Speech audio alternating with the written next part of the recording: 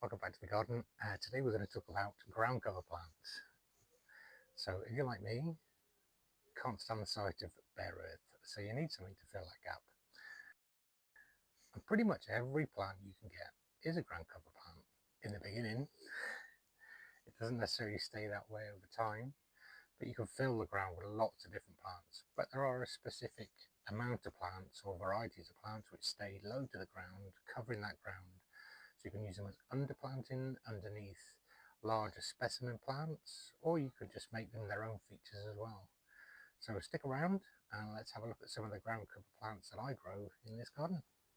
So probably the most common ground cover is grasses, whether that be ophiopogons like this, or carexes, etc.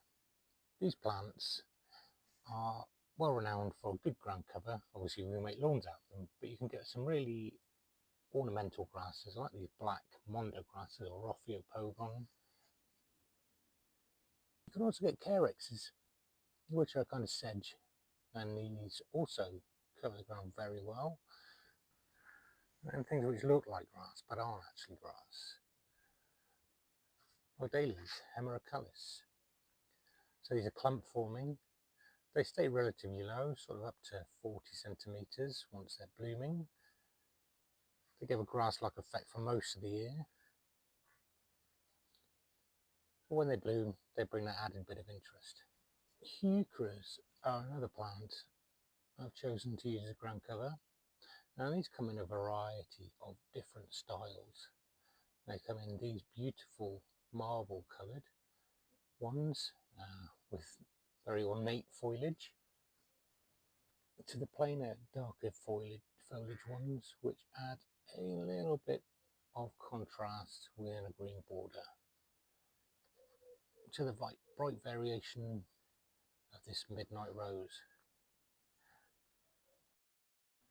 Another great option are persicarias, and they come in a whole range of different varieties, different styles of leaf, different growing patterns, from scrambling persicaria purple fantasy, hello bobbit, through to your more upright persicaria virginiana, or you could combine them, purple fantasy with virginiana.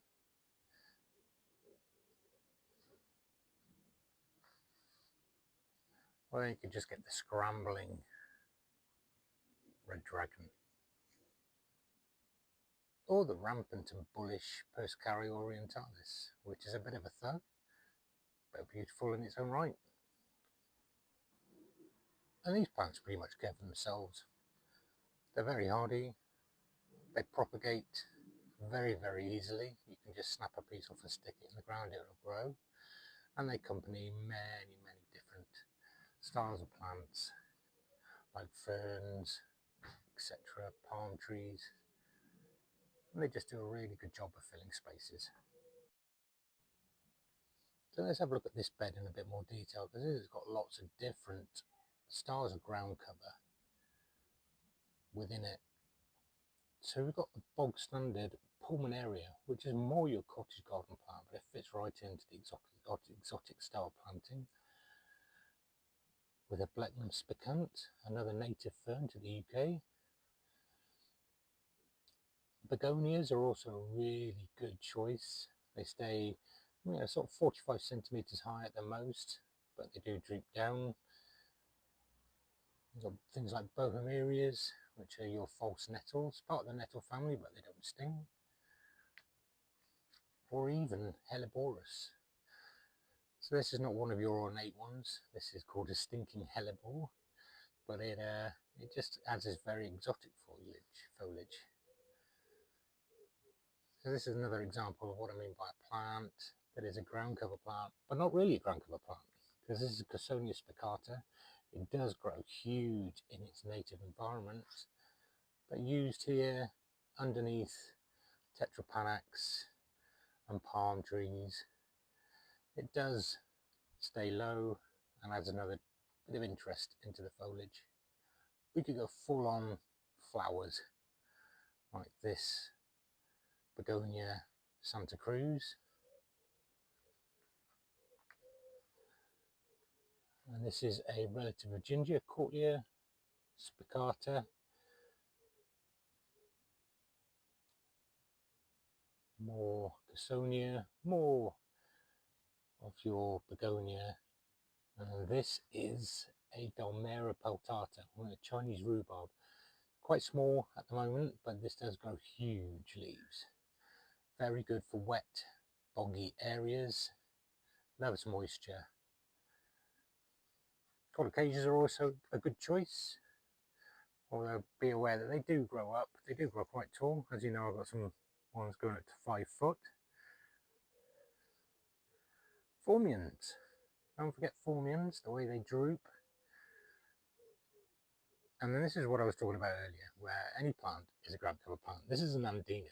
Now this Nandina will grow into a shrub, 2-meter shrub, quite easily. But for now, it's just adding a bit of interest.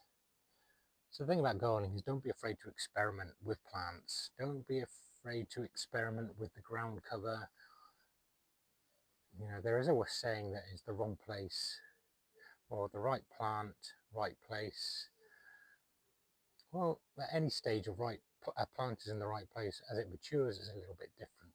So you could even get things like this house plant here, it's Tridoscantia. £2.50 from Morrison's, which is a supermarket in the UK. And I've split it around, and it's really kind of filled out in various different places. It's not going to survive the winter, but for £2.50. Mahonias are also a good choice, especially the softer varieties like Sweet Winter, Euphorbias, many different varieties of Euphorbias like Miner's Myrna or Blackbird, and even Brunneras. Not traditionally an exotic plant, but these are beautiful in their own right, cover a lot of space. And then the super low Lysimachia. This plant just creeps across the ground. It's called Creeping Jenny. And as you can see, that's what it does. It creates a mat. So that is the ultimate ground cover because it just covers the ground. And if we look at this bed, there are other options available to you. So underneath the Saramatum here, we have a geranium palmatum. And then an annual. This is a sweet potato vine, just creeps around the place with another Saramatum there, another Nandina in there, just adding a bit of ground cover with Heucheras and sempervivums, which are almost, well, they are succulents. Grasses, some more sempervivums, cell-seeded succulents. I'm not sure of the variety, there's some kind of sedum these are. They just pop up everywhere. They add a bit of interest and cover the ground. And then something like this trailing plant. This is Euonymus Roulong's ghost, and it just spreads around, as you can see, all around the place here. Trailing plant across the ground. It will obviously climb up over plants.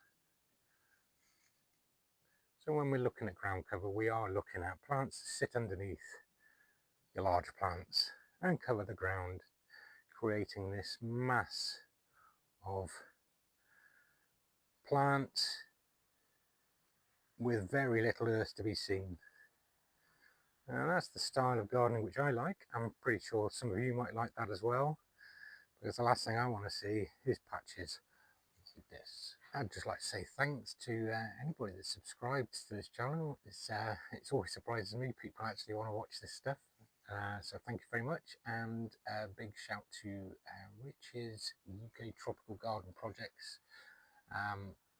Very kind of him to give my channel a mention. So if you're interested and you want to watch more, please subscribe, click that alert bell and all the usual stuff that other YouTubers say. So thanks very much.